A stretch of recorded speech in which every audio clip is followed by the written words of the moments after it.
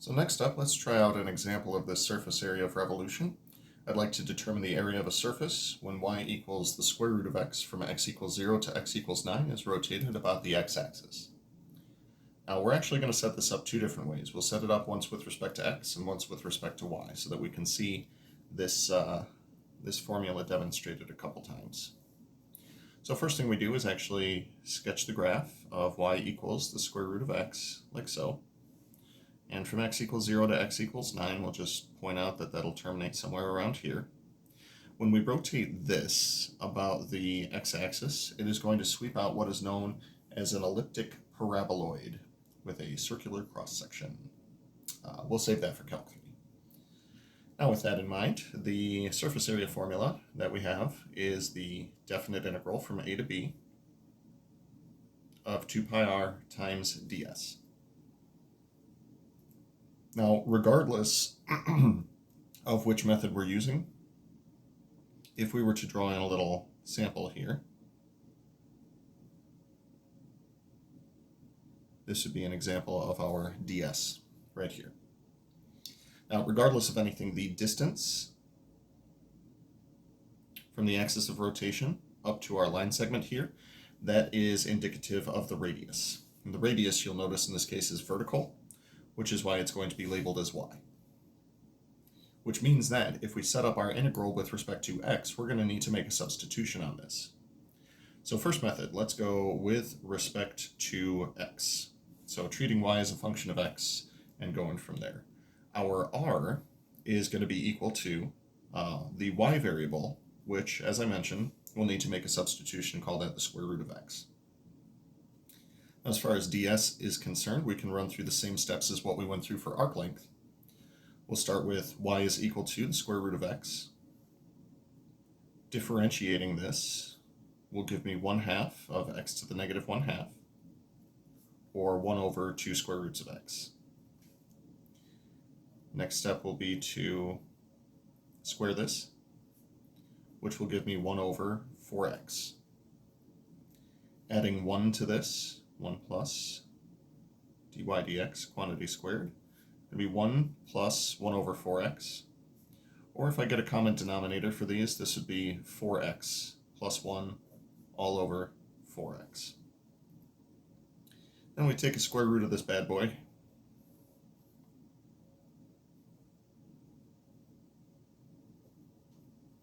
And get the square root of 4x plus 1 all over 4x, which doesn't simplify a whole bunch, but I am going to do the following with it. Square root of 4x plus 1 all over 2 square roots of x.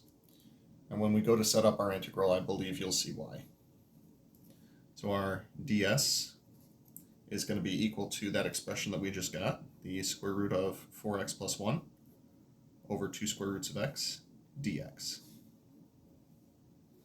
So putting that all together for our surface area is then going to be equal to definite integral from. Now we were told as part of the problem that we're going to go from x equals 0 to x equals 9. Those will be our limits of integration, our bounds for the integral.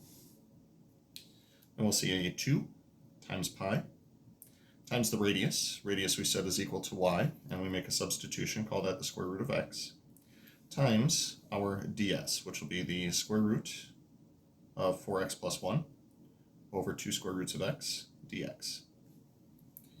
I'm hoping that it becomes a little bit more obvious as to why I sort of put this in this weird fashion over here.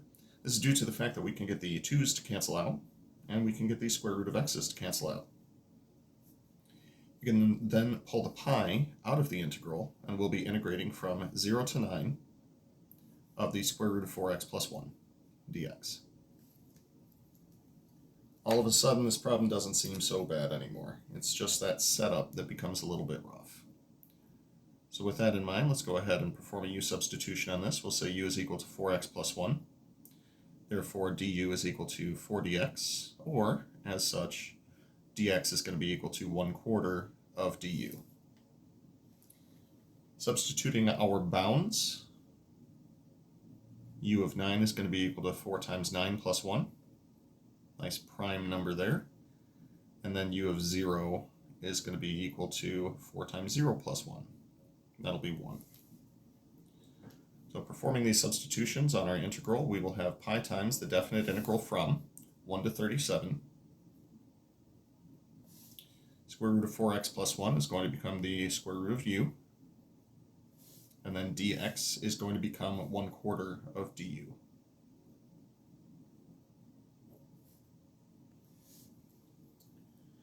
Now with those things in mind, let's take the over 4 and take it outside of the integral. Integrating u to the 1/2 power, the power goes up by 1, and we divide by the new power.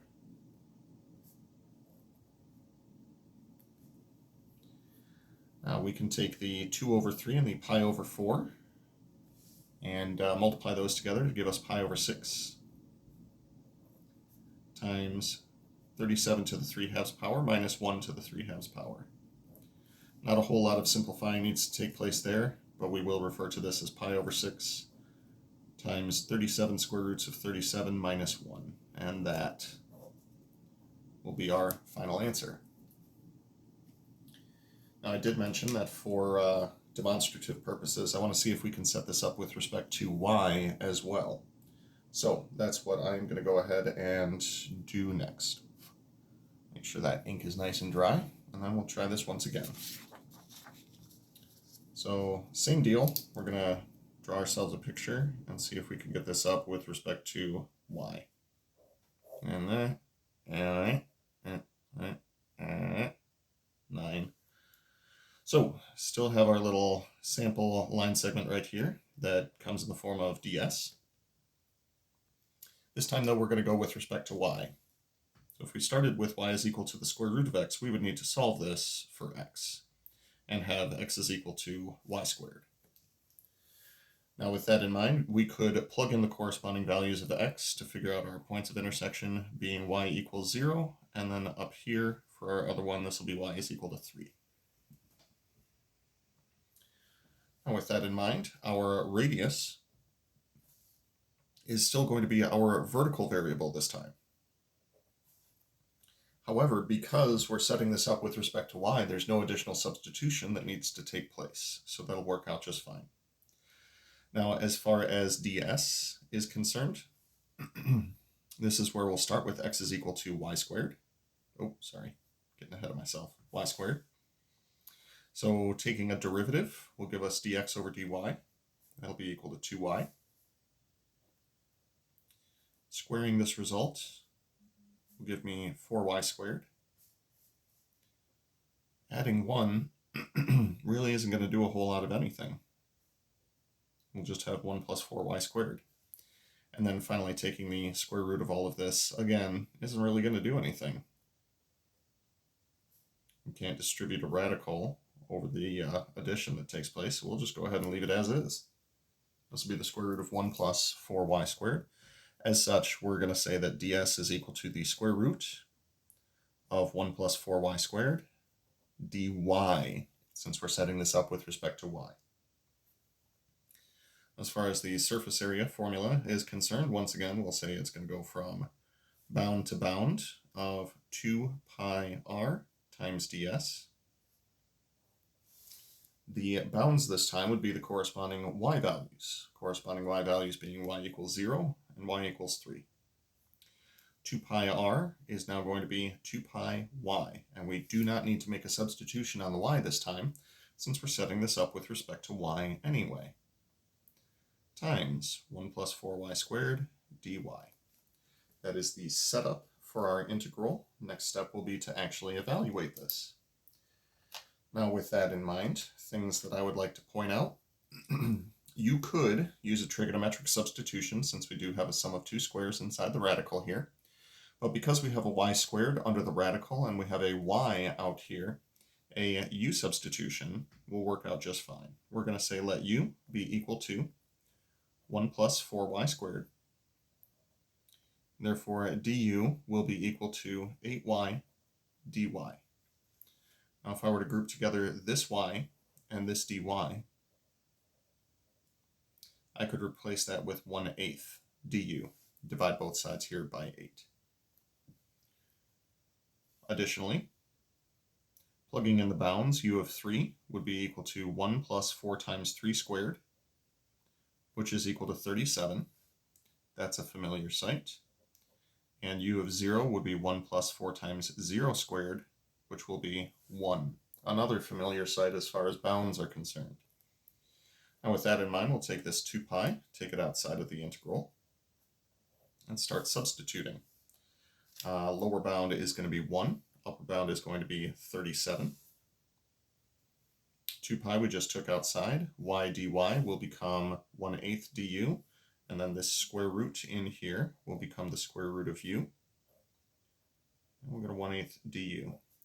In fact, at this point, for the observant person, we have literally the exact same integral as what we got using the other method. As such, I don't feel the need to evaluate this again. Rather, I'll just simply state what our final answer is going to be. Pretty cool that after a substitution, both of the methods not only gave us the same answer, but actually gave us the exact same integral. I think that's pretty neat. Well, I hope you enjoyed.